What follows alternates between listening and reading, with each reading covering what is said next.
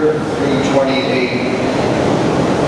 So I'll read the Sanskrit and the English translation for the first 3.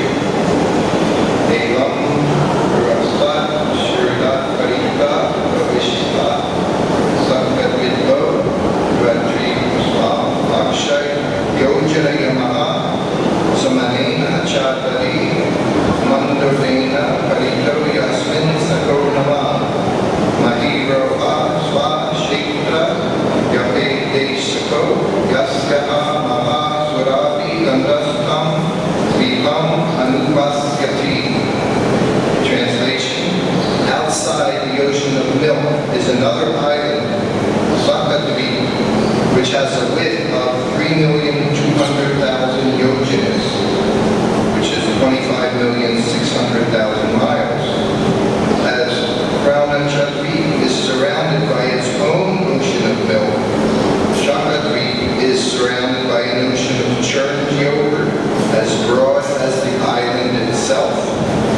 In Shakadvi, there is a big shaka tree from which the island takes its name.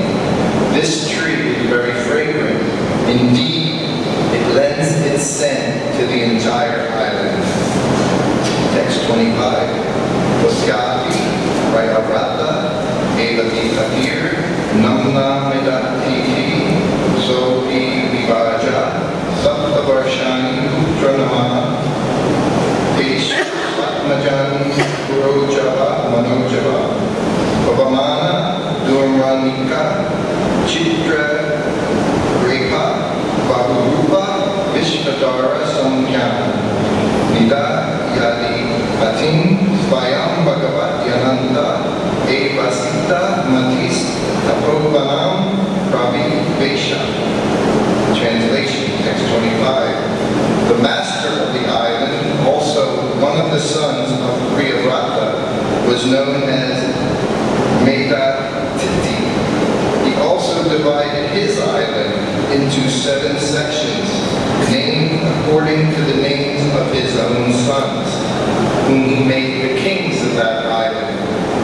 The name of those sons are Purojava, Manojava, Pavamana, Dumranika, Chitradepa, Vaparupa, and Vishvadara.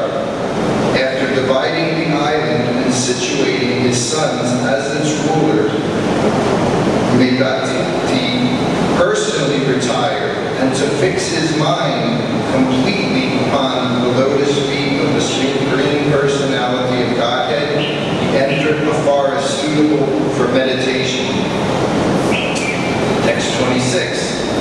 Ekasham Varsha Maryala Irayo Nadyascha Sapta Sataiva Ishana Varush Shringo Balabhadra Santak Sharaha Sahasra Sroto Devapalo Mahanasa Iti Anaga Yurda Uvayas Krishtir Aparajita Panchapadi Sahasra Frutir Nijadritir Iti.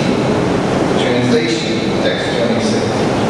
For these lands also there are 7 boundary mountains and 7 rivers.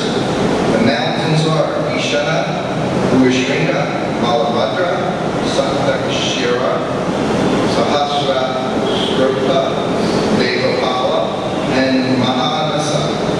The rivers are Anaga, Ayurda, Ubayas Krishti, Aparajita, Panchapadi, Sahasrasruti, and Nijadriti. Text 27. Tadvarsha Purusha, Vittavrata, Satyavrata, Dana Virtana, Nuvrata, Namano, Bhagavantam, Vayu, Atmakam, Pranayama, Viduta, Rajas, Tamasa, Parama, Samadhina, Yajante. The translation. The inhabitants of those islands are also divided into 4 castes: Viddivrata, Satyavrata, Dana-vrata, and Anuvrata, which exactly resemble Brahmana, Kshatriya, Vaishya, and Sudra. They practice pranayama and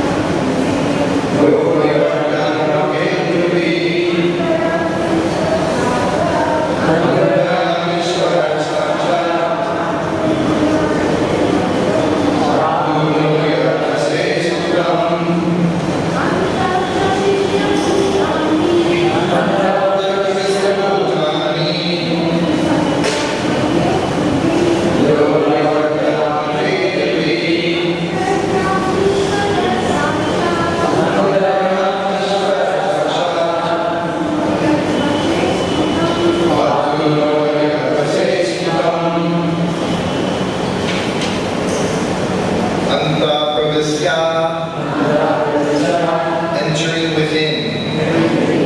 Bhutani, all living entities. Yaha, who. Vivarti, maintains. Atma-ke-tu-vi, by the functions of the inner airs. Prana, mana, etc. Antaryami, the super soul within. Ishvara, the supreme person. Sakshat, directly. Vatu, please maintain. Naha, us. Yatvase, under whose control. Shkutam, the cosmic manifestation. Translation. The inhabitants of Sakatri worship the Supreme Personality of Godhead in the form of Vayu in the following words. That's in parentheses. O Supreme Person, situated as the Supersoul within the body, you direct the various actions of the different airs, such as prana, and thus you maintain all living entities. O Lord, O Supersoul of everyone, O Controller of the cosmic manifestation, under whom everything exists, may you protect us from all dangers. Report by His Divine Grace Srila Prabhupada. Through the mystic yoga practice called pranayama, the yogi controls the airs within the body to maintain the body in a healthy condition. In this way, the yogi comes to the point of trance and tries to see the super soul within the core of the heart. Pranayama is the means to attain samadhi, trance, in order to fully absorb oneself in seeing the Supreme Lord as Antriyami, the super soul within the core of the heart. Repeat the translation. The inhabitants of Sakatri worship the Supreme Personality of Godhead in the form of Vayu in the following words. O Supreme Person, situated as the Supersoul within the body, you direct the various actions of the different airs, such as prana, and thus you maintain all living entities. O Lord, O Supersoul of everyone, O Controller of the cosmic manifestation,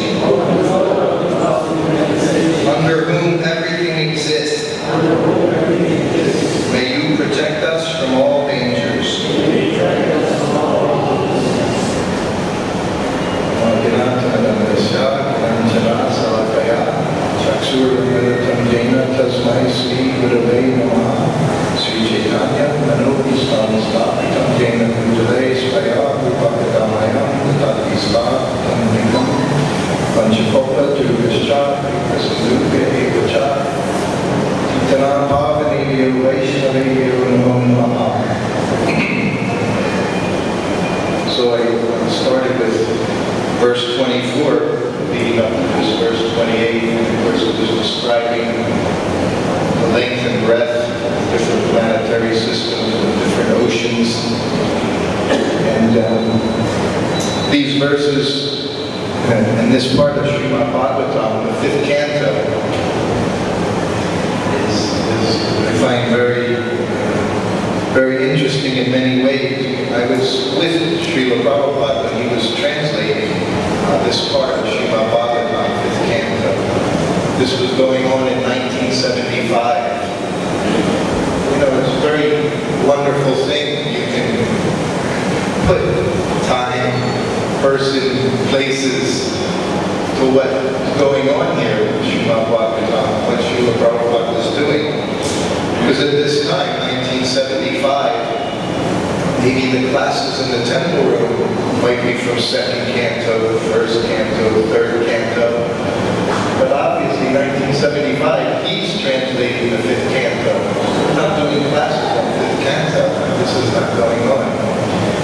But when you're with Prabhupada 24 hours a day, you got to see everything was connected. It wasn't, you know, in the morning, 2 o'clock in the morning. This is what he's doing. He's translating at this time. It might be a Tuesday morning, Prabhupada, he's translating this. And then 4 hours later, he's on the morning walk. What is he doing? He's discussing what he was translating. Not all the time, but especially during this period. Because these were very controversial, you could say, to the materialists, to his young Western disciples. When Prabhupada started translating in the 5th canto, talking about the universes, the distances, the different planetary systems, and of course it always went back to the moon, this created a lot of controversy, and sometimes difficulty for disciples to accept. I wanted to read one thing. This is from my book, What is the Difficulty? And I actually wrote this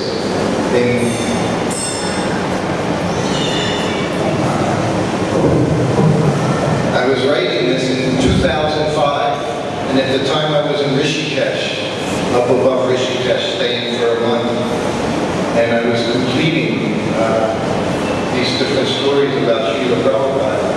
So somehow that particular day, which was almost 10 years to the day, maybe in a few weeks, I wrote while in Perth. So this is where Prabhupada was translating this very spot, this area of Srimad Bhāgavatam. He was in Perth, Australia in May of 1975. And he was there, supposedly he was there regaining his health. This was always one of the things. Perth, Australia was, I mentioned, I think in last class, was a vacation town. It was right by the beach on the west coast of Australia. A very nice city, ocean city. And Prabhupada was staying in the house. One brahmachari, his parents, let him stay in the house. So it was just a small vacation cottage. And Prabhupada doing this every day, sometimes 5 o'clock in the morning, which was also rare. He would ring the bell, and he would call us into his room, Paramahamsa and myself, because of what he was translating. So this day, I'd say, Prabhupada engaged his disciple in many lively conversations during the morning walks. He was translating this area, and he would have mock debates. And Prabhupada would sometimes question his disciples, and he would say, he would want you to be, we say in English, the devil's advocate. So he would want you to present the materialists. What do they say? Well, what do they say?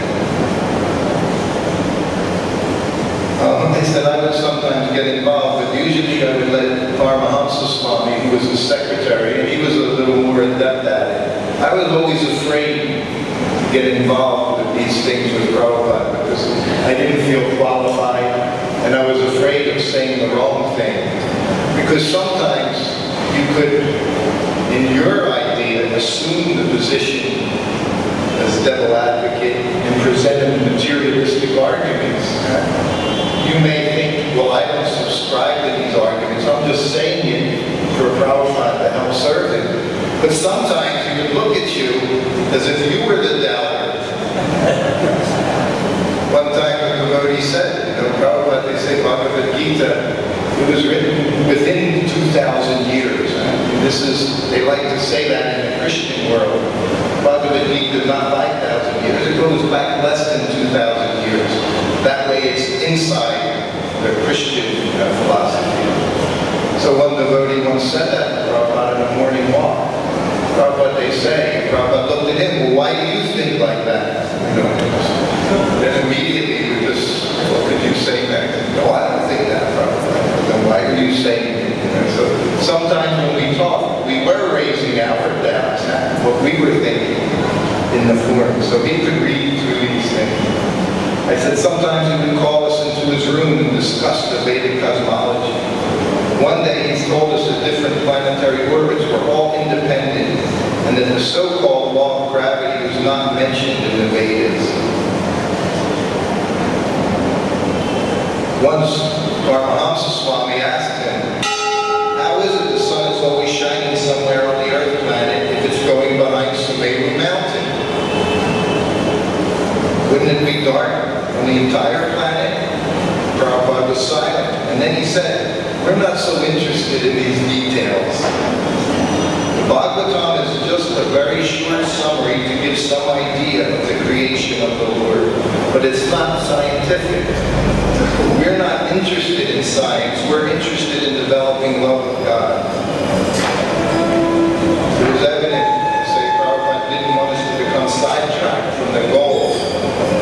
He worked non-stop to teach us. He continued, he said, if this were to be scientific, it would take volumes to explore how the creation is done. But this was not Sukadeva Goswami's purpose in speaking, to explain very scientifically the creation. He just wants us to understand Kṛṣṇa has created everything. Develop love of Kṛṣṇa, that's all. If you can't understand it, you accept it because it's there in the scriptures. We don't bother our minds trying to understand how it could be like this. It seems difficult. We're not concerned. We just want to develop love of God. Actually, I'm not giving any more information, simply what is there. I'm not an astronomer, so I may not understand all the details. These details are given in another part of the Vedas. Sukadeva Goswami is giving some basic summary ideas of the universal operation.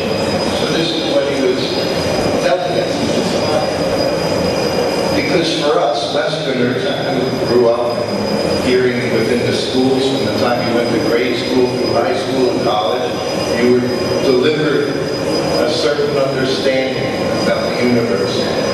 So Prabhupada saying our business was to develop love of God. But he would bring us in daily. And on the morning walks, he would have these debates with the different disciples that were there. And at that time, of course, then also the moon came up. So now again, this was a very big subject and created devotees left. There were devotees that just could not accept. Because Prabhupada would say, we definitely did not. He said, I said so many times we have not gone to the moon. He said, maybe, he would say different things. Sometimes maybe some other planet. He said, but not the moon. He said, it's not possible. Then when he was translating in the fifth canto, he would say, too far away. So this is going on day after day. And for me, those who know me or have heard me over time here, I'm not, philosophy for me is not such an easy thing. I just appreciated Prabhupada very much, seeing what he did, his presence, his chanting, everything. See, he was pure devotee. So whatever he said, I accepted. And this is what Prabhupada did. And this is what he was describing here. His evidence was Shastra. Once he read it in Shastra, that was it. He doesn't want to hear anything else from outside sources. Because he would say, what is the foundation? The materialist. What is their foundation? I'm this body. So everything he would say, you put on top of that,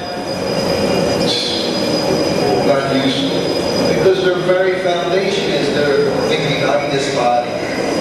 Our foundation is we're spirit soul.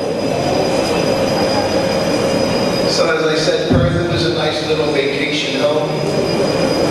There was, in the back, they had a backyard. British Commonwealth, there was a garden. The garden in the rear had a swimming pool, an in-ground swimming pool. And when the weather was nice, I would give Prabhupada a massage right next to the pool.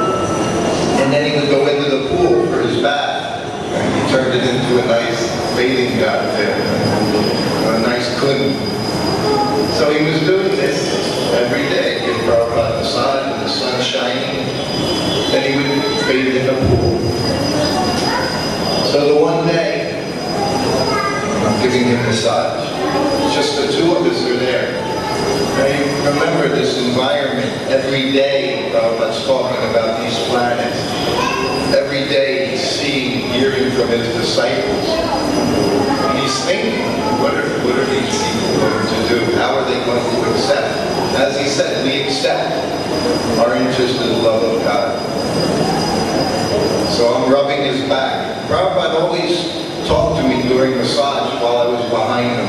I can never remember me being in front of him and he's having a conversation.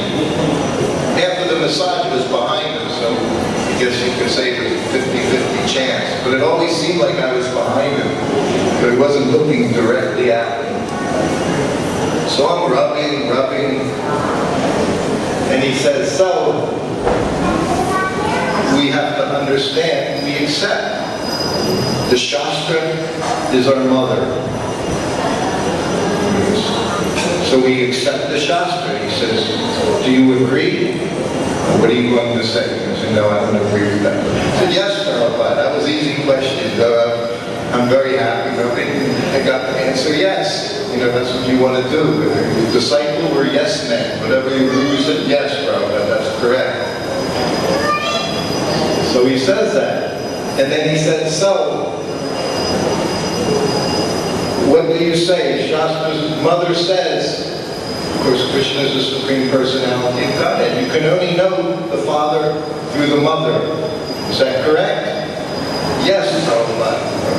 Very happy, a very knowledgeable disciple.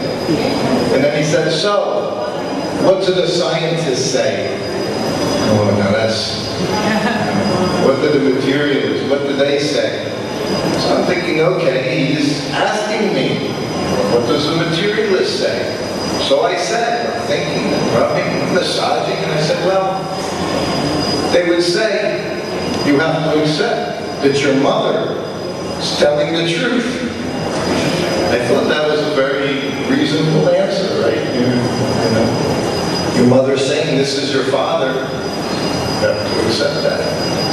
So I put in that little doubt. I said, well, you have to accept your mother is telling the truth. I said the wrong thing. What do you mean? She's your mother. Must be the truth. You have to, and then he immediately turns to the Shastra. You have to accept Shastra. What are you doing here if you don't accept the Shastra? I said, what did I do? I was just trying to be the materialist for a minute. He got very angry with me. You must accept. How can you understand if you don't accept the Shastra? He said, we must have faith in the Shastra. So, yes, Prabhupada, yes, Prabhupada. He said, never mind. Got angry with me. And I'm just massaging it. I just thought I was trying to engage in this debate. Prabhupada started a debate. I was just doing what everyone else did. And that's why I never did. I was quiet on the morning. I just held that microphone. Let everybody else talk, get yelled at. Not my business. So I massaged a few more minutes. And then he asked the same question again. He said, so, what do they say? I'm thinking, who is they he's talking about? What do they say? Materialists. Your mother says, this is your father. What would they say? And of course, he obviously wanted a different answer. He wanted something, I guess, a little more scientific, a little more philosophical. I didn't know anything else. And I rubbing and hesitating. And I went and I said the same thing again. Not intelligent, right? Once I already got chastised, and then again I said the same thing because it's the only thing I could think of. I guess because that's what was there in my head. That was my doubt. Of course, we have to accept.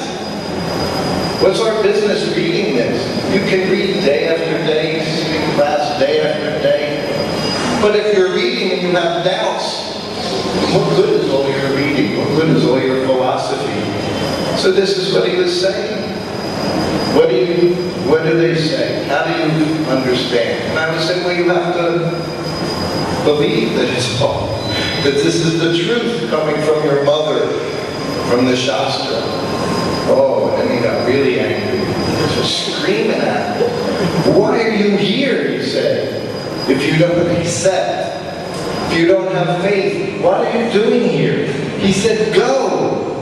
Massaging him. He said, go, get it. So what's your business here if you don't have faith in the Shastra? I said, yes, Prabhupada, I have faith in the Shastra. Yes, you must have faith in the Shastra. I said, yes, Prabhupada. All right, he said, I'm finished. I'm not talking anymore. He just shut me down. Told me to be quiet. He said, I'm going to be quiet now. I don't want to talk to you about this anymore. So that was the rest of the massage. He didn't say one word. And I kept thinking, what did I do?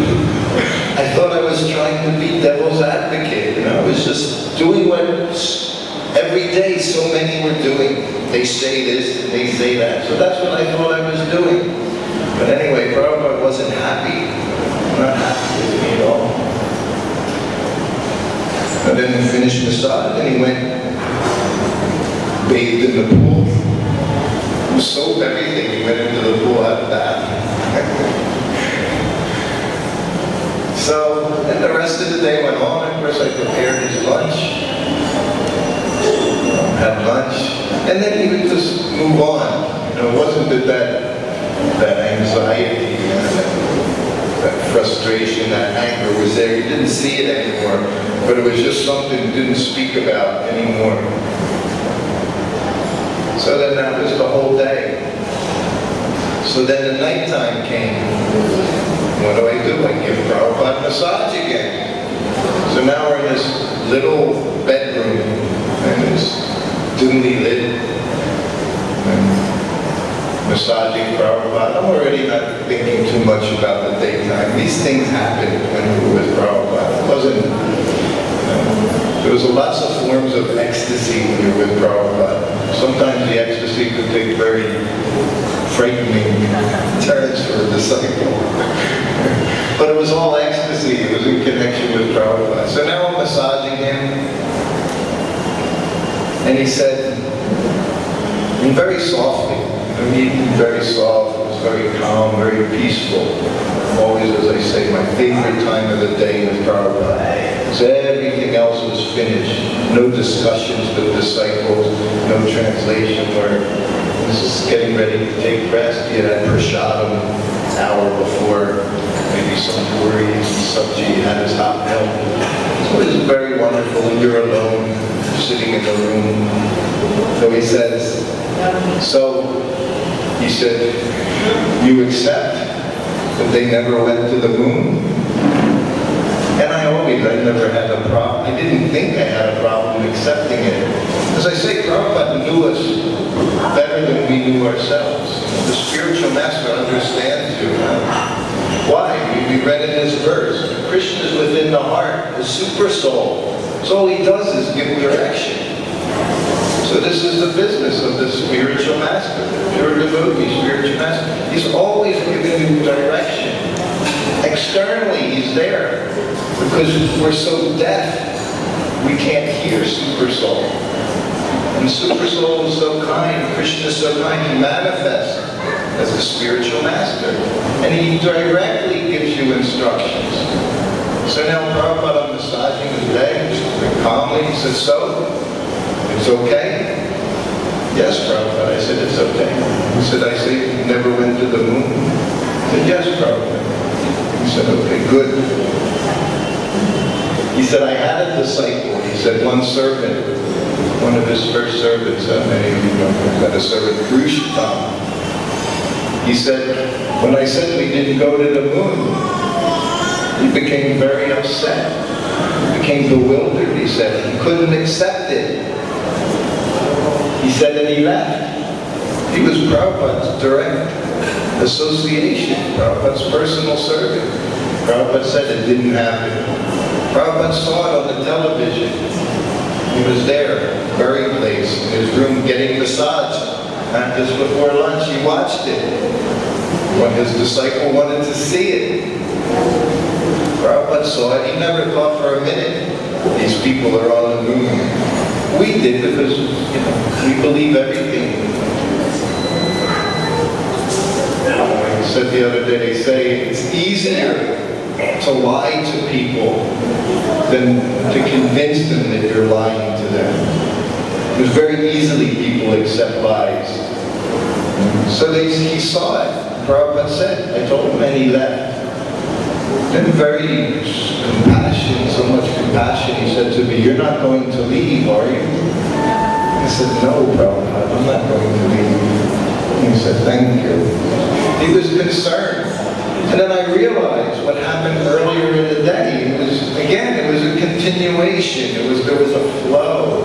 There was continuity. He was understanding me. He was asking me questions. He was testing my faith. Because he would speak, and he knew, if I speak the truth, people are going to go away. Some people are going to leave. And it happens. It happens all the time. But what was his duty? To speak the truth from the Shastra. And as we say, he wasn't concerned of trying to make it palatable to others. Hari Sari, he tells a story when he was with Prabhupada in 1976, and they were in Hawaii. And it just so happened the early editor of Prabhupada's books, I agree, but he was also there, just at that time. It just so happened. Everything is connected. And Prabhupada's sitting in his room, and he's reading Easy Journey to Other Planets. Why is that book famous? Besides speaking about the moon, why is Easy Journey to Other Planets famous? It was the first book Prabhupada wrote. He says, a friend told him, write books. People never throw books away. Magazine, you write books. So that was his first small book, Easy Journey to Other Planets. I believe around, I'm not sure what year. So then, Prabhupada's in his room, he's reading Easy Journey to Other Planets. Hari Sari comes into the room, offers obeisances, and Prabhupada said, this very nice book, Prabhupada said, you know this book. And he said, in this book I said we never went to the moon. He said, you've read? And Hari Sari was aware of reading the book, but he didn't remember reading that. But he didn't say anything, Prabhupada. He said, well, I haven't read it for a few years now, Prabhupada. And Prabhupada said, yes. But as it turned out, that had been edited out of the book. That very spot where Prabhupada said, didn't go to the moon. This was before moon landing. The Prabhupada said it is not possible to go to the moon without proper credentials, without the proper spiritual body. One cannot go to heavenly planet to the moon. So that got edited out by his editor. So later, that was brought to Prabhupada's attention. He was so upset. How could you take that out of there?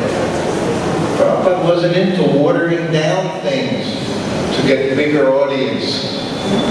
He wasn't interested in the bigger, he was interested in presenting the truth, presenting the Shastra. Anyway, he called in his editor, apologized, very sorry, I thought that would be a little too controversial for others. So many would have doubts, how can that be there? And then it was put back in. back into Prabhupada's easy journey to other planets. So Prabhupada, everything was there. He gave us everything, and then he tried to make sure somehow or other we could understand. And as he would say, if you don't understand, you just move on. Eventually it will come. Realization will come. But until that time, he said, you chant what you can accept, you accept. But not that we don't present the philosophy, not that we don't give people the truth. The truth must be there. So this was Prabhupada's business. And he did it all the time. He would give us the truth, absolute truth. When he was sitting there on the Vyāsasana, when he was writing, you could be sure he didn't put something in there just to make it palatable to others. As he said, I'm just writing what I'm reading, what I'm translating. He said, I'm not adding anything. He would sit 2 in the morning, 3 in the morning. He would have his green volume. He called it the green volume. He had his Bhāgavatams. He had one volume, it was the black Bhāgavatam. And as all it had in it was all the verses from Srimad Bhāgavatam in Sanskrit. And that was there on his desk. And then he had the green Bhāgavatam. And that was about 12 volumes.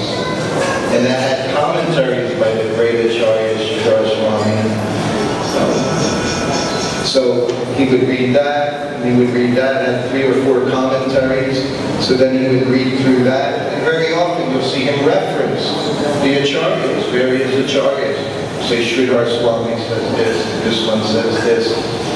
And then he would bring it all together and give us his commentary. He said very carefully, each word he picked so carefully, to give us the truth, nothing but the truth. We say that in the courts, I say, swear on the Bible. This is because this was the idea. The Shastra is the truth, all the truth and nothing but the truth. We say, so help me God. This is, we put people under oath. So this is the oath of a devotee, to just deliver the truth. And this is what I appreciated with Prabhupada. I accepted that much I could understand. May not understand too many things, but I know if he said something, it was true. I accepted that much. He was a pure devotee and he knew the truth. So we just have to come to that platform, follow his instructions, chant Hare Krishna. Everything will be fine. As Prabhupada said, everything will be all right. Don't worry. Just do that program. To cast those doubts away, all the doubts. Let them go. So I'm going to end here. I'd like to say after being here for just over 2 months, my wife and I were leaving in a day or two, so it's been very nice to be here with all of you. By the mercy of Srila Prabhupada and their lordships, we consider this our home. So even though we're going, we're just always thinking when to come back, when we can come back. So by your mercy, please allow us to come back, and we'll come back and see you all again. And thank you very much for being your kindness. You're living here in this most wonderful place by the mercy of Srila Prabhupada and his followers. So just be happy in this place. You see, when you sit in Kṛṣṇa Hall there, you see all those different signs about Vrindavan in particular. Very special place to be able to be here. So we know that. Many of us, we feel that when we're here. Just by the mercy of Srila Prabhupada, Srimati Radharani. So we're very, very happy to be here. So if there are any questions, comments, anything at all, we have some time left.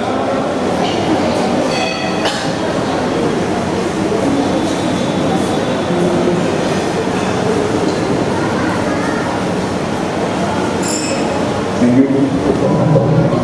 So, in the beginning when I was reading Srila Prabhupada's books, then a lot of things, some things made sense, I thought, yeah, this is what I was looking for. Because I was looking for the truth. I was very curious. I was like reading the Bible, and I was like, I like all kind of religious scriptures and philosophy.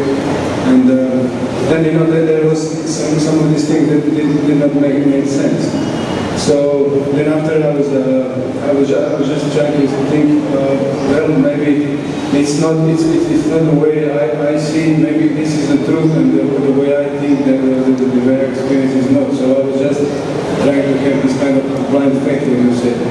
So after some time, I was reading again the same books, but then the second or the third time, it made more sense.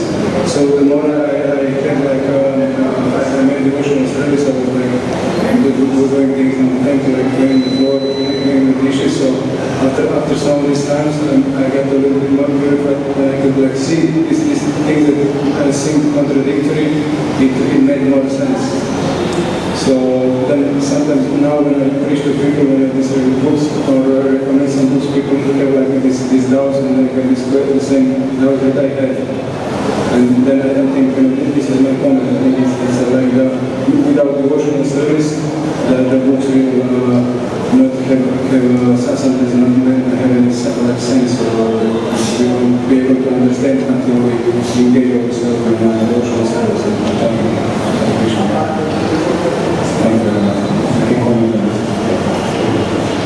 When this portion I read to you from my book, I said I was in, actually it was Ramjula, right next to the Ganga, and it was 10 years ago, almost 10 years ago in a few weeks. And when I was writing that, because I had put all of this down for a long time, all these memories, they were sitting in a box, in some pages, loose pages, and I would go through gradually. So I didn't even, at the time when I was with Prabhupada, I didn't put a lot of things together, because I could tell when Prabhupada would talk to me, I didn't, I very rarely understood. He was talking to me, like my super soul. He was telling me what to do, giving me instruction. So even in the daytime, when that went on, he was yelling at me, must accept, why are you here? You don't have the faith, why are you, he kept saying it to me, what are you doing here? And then even when he talked to me at the nighttime, I didn't put it together that, I'm with him every day. I'm his son, his servant, sitting with him. He's seeing everything I'm doing. He's knowing everything about me. Imagine such a situation, and we think we know ourselves so well. Imagine being with the person that knows everything about you. Things you don't even know that happen. Things in your future. He knows where you're headed in the future. And he's trying to guide you. And you're so dull, you don't even see it. You don't even know this is going on. He does it with such finesse, such just wonderful thing. So it was 30 years later, 2005, when I finally started putting things together, and I'm still putting things together. I'm seeing the past with Bhāgavata, and how he just knew how he was directing me for then, and how he's still directing me now, and how things he was saying at that time were directions for me even at this time. All these things. But while I was typing furiously on my little laptop, there were these realizations, which I felt they were big realizations for me. And as I'm typing, and I'm sitting, as you did, just in a single room with the bed on there, so I'm sitting on the bed with the pillow behind me, and I'm typing away, and the whole bed's shaking. And, it was a construction zone, so I'm thinking, boy, something's really going on. And I'm typing, and I just feel this vibration. It just went on and on and on. So I found out, like 10 minutes later, there was an earthquake. If you remember, those who remember back 10 years ago, there was also a big earthquake. What area? The same kind of area around Nepal, but not in Nepal. very big earthquake. So that's what was happening while I was typing on this computer my Prabhupada's story and my realization. And I was thinking, wow, that was like a big wake up. Prabhupada was like shaking me, Prabhupada was shaking me to wake up. And this is what he's doing all the time. Every day you read from Prabhupada's books, and you hear from Prabhupada classes. These are all, I always say when Prabhupada spoke, you listen to him speak. My number one word, there's two words I always say describe Prabhupada when he's giving his classes, his lectures. The first one is urgency. And he speaks with such urgency. It's like he's banging us over the head. Please understand what I'm saying. And the other thing is that love he has. That love he has for Kṛṣṇa. Because of that love for everyone. And that's also the cause of the urgency. He knew, I'm gone. And he would say that from the beginning. I could be gone any day. He would say, I'm an old man. So he had such urgency to deliver this message.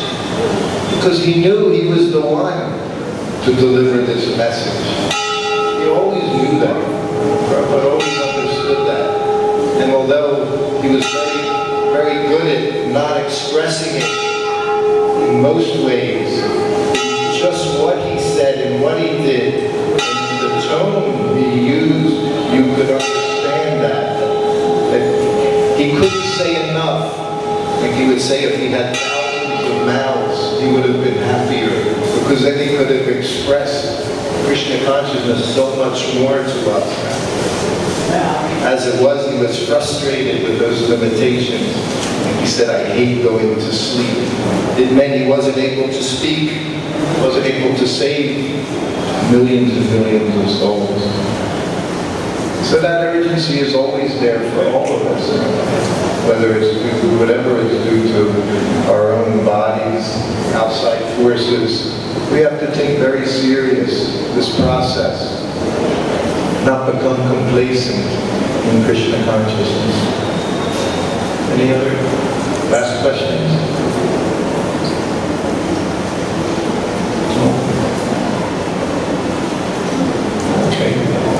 Thank you very, very much. Srila Prabhupada ki jai. Jai.